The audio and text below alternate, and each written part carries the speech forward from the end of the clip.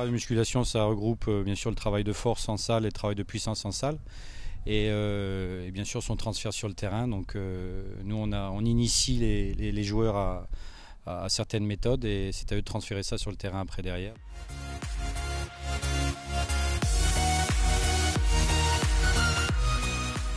Je suis sur la partie extérieure.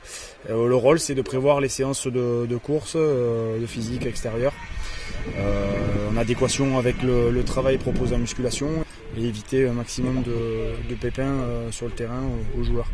Essayer de conserver un état de forme sur la durée de la saison.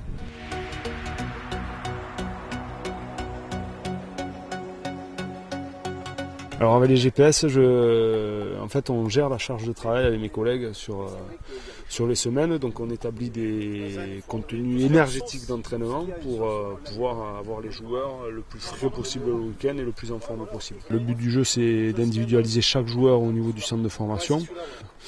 Et comme ça, dès que les jeunes monteront, il y aura déjà une familiarisation avec le système.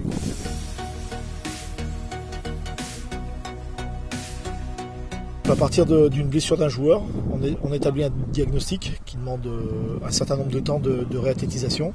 Et donc moi, mon travail, c'est justement de prévoir des programmes pour que le joueur puisse rattaquer le rugby dans les très bonnes conditions dans lesquelles il était. Moi, je dis souvent que je suis un peu la nourrice du joueur. Parce que c'est vrai que déjà, quand tu as un joueur blessé, c'est très compliqué. Parce que mentalement, déjà, c'est pas facile.